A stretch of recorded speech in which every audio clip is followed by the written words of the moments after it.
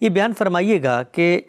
سورہ یونس کے اندر اس بات کا ذکر ہوا ہے کہ ایک ہی قوم تھی سیدنا یونس علیہ السلام کی کہ جن کو مہلت دی گئی اور مہلت کے دوران ہی عذاب سے پہلے وہ لوگ ایمان لے آئے۔ یہی معاملہ آپ نے بیان کیا کہ رسالت محمد صلی اللہ علیہ وسلم کے سلسلے میں بھی وہ سورہ توبہ میں باقاعدہ مہلت کی ایک مدت بیان کی گئی، اس میں منادی کی گئی، اس میں بھی لوگ ایمان لائے۔ تو قرآن مجید کی سورہ یونس تو یہ بتا رہی ہے کہ صرف ایک قوم تھی روئے زمین پہ سیدنا یونس کی قوم، جن کو جب مہلت دی گئی تو عذاب سے پہلے وہ ایمان لے آئے۔ رسول اللہ صلی اللہ علیہ وسلم سے پہلے تو قرآن سے معلوم ہوتا ہے کہ وہی قوم تھی جس کو یہ سعادت حاصل ہوئی،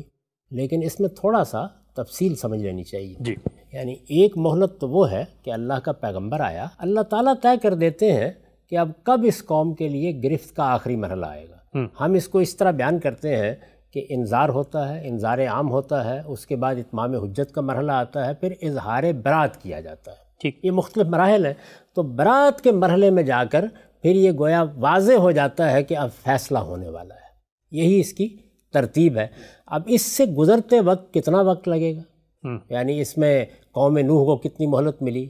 رسالت مآب صلی اللہ علیہ وسلم کو کتنی مہلت ملی، اسی طرح کا معاملہ یونس علیہ السلام کے ساتھ قوم ہوا۔ یہ تو ہے دعوت کی مہلت، یعنی جس میں دعوت دی جائے گی، انذار ہوگا، خبردار کیا جائے گا، اللہ کی کوئی کتاب نازل ہو رہی ہے، اس میں فرعون کو کتنی مہلت ملی وہ ہم متعین طور پر نہیں بتا سکتے۔ رسول اللہ صلی اللہ علیہ وسلم کی چونکہ پوری تاریخ معلوم ہے تو ہم یہ جانتے ہیں کہ کم و بیش 13 سال تک مکے میں یہ صورتحال رہی، ایک وہ مہلت ہے۔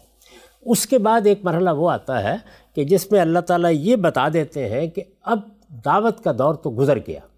اب عذاب آنا ہے۔ اس سے پہلے پھر مہلت دی جاتی ہے، ٹھیک، جس کو ہم نے یہ کہا کہ الٹیمیٹم دے دیا جاتا ہے، یعنی بتا دیا جاتا ہے۔ اس کے بھی مختلف طریقے اختیار کیے گئے۔ مثلا قرآن سے یہ معلوم ہوتا ہے کہ نوح علیہ السلام کے بارے میں یہ کیا گیا کہ ان کو کشتی بنانے کا حکم دے دیا گیا، اب گویا کشتی کی تکمیل تک مہلت ہے۔ اسی طرح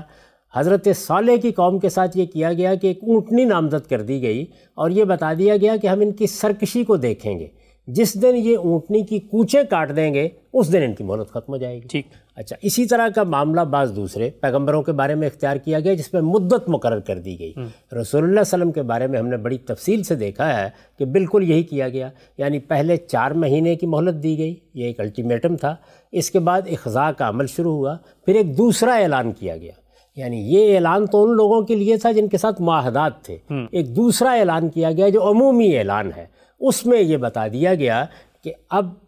10 ذو الحج کو یہ اعلان کیا جا رہا ہے، 50 دن کی مہلت ہے، جس دن حرام مہینے گزر جائیں گے فَإِذٍ سَلَخَ الْأَشْهُرُ الْحُرُمُ، اس کے بعد قتل عام شروع ہو جائے گا۔ ٹھیک، تو یہاں کیا کیا گیا، ایک مہلت پہلے دی گئی، اس کے بعد ایک دوسری مہلت دی گئی۔ اس کی حکمت کیا تھی وہ میں بیان کر چکا کہ چونکہ سب لوگوں تک پیغام پہنچانا آج کل کے زمانے کے لحاظ سے تو ممکن ہے، اس وقت ممکن نہیں تھا، تو اس لیے 2 مراحل میں یہ معاملہ انجام دیا گیا۔ اس دوران میں یعنی مہلت کی اس مدت میں یہ بھی کہا گیا کہ جس کو ایمان لانا ہے وہ ایمان لے آئے۔ تو مہلت کی یہ آخری مدت،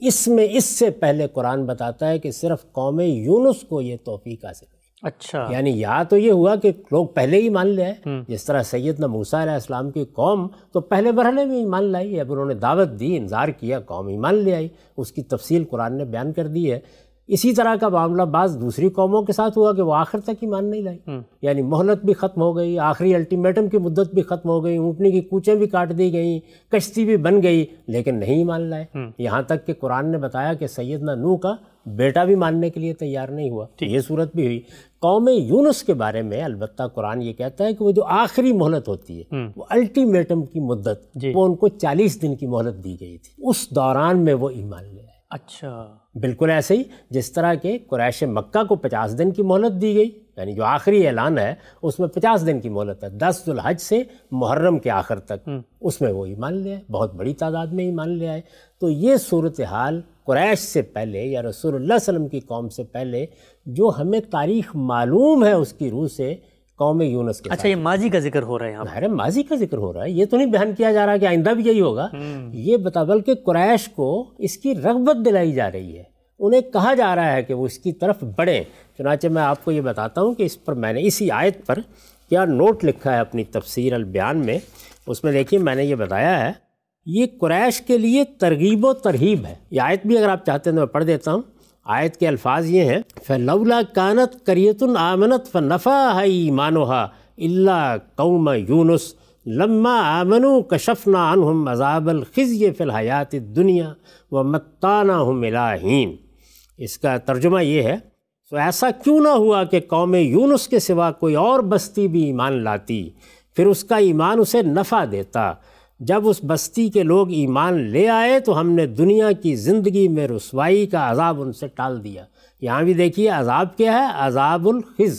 یعنی رسوائی کا عذاب، ذلت کا عذاب، اور ایک مدت کے لیے ان کو رہنے بسنے کا موقع دیا تھا۔ یہ آیات ہے، اس کے تحت میں نے لکھا ہے یہ قریش کے لیے ترغیب و ترہیب ہے۔ ترغیب و ترہیب ہے یعنی انہیں رغبت دلائی ہے، انہیں وعید سنائی ہے، انہیں توجہ دلائی ہے کہ اب بھی موقع ہے،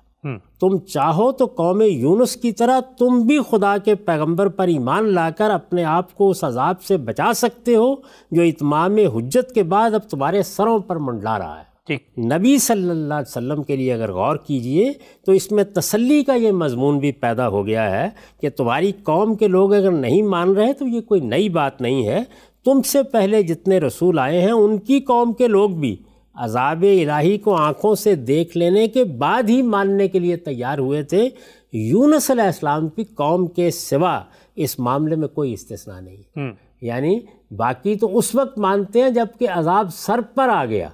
یہ اس مہلت کی مدت میں ایمان لے آئے قوم یونس کے لوگ جس میں اللہ تعالیٰ نے ایمان کو قبول فرمایا تھا، تو ان کو بھی ترغیب دی گئی۔ یہی ایک قوم تھی جس کے لوگ عذاب کی گھڑی ظاہر ہونے سے پہلے متنبع ہو گئے تھے، چنانچہ اللہ نے انہیں ایمان کی توفیق بخشی اور وہ عذاب سے محفوظ رہے۔ تو اس سے پہلے یہ توفیق قوم یونس کو حاصل ہوئی اور اس کے بعد اللہ تعالیٰ نے توجہ دلائی تھی قریش کو، چنانچہ قریش کو بھی یہ توفیق حاصل ہوئی اور یہ بھی اس آخری مہلت کی مدت میں یا الٹیمیٹم کی مدت میں ایمان لیا۔ آپ سے بالکل نقطہ واضح ہو گیا کہ قریش کو بھی اصل میں انہی کی مثال دے کر ایک طریقے کی ترغیب دی جا رہی ہے کہ ایک ہی قوم تھی، تم بھی اپنا نام اسی قوموں کی فہرست میں شامل کرو اور ایمان لے آؤ۔ ہم سب یہ نقطہ بھی آپ نے واضح فرمایا۔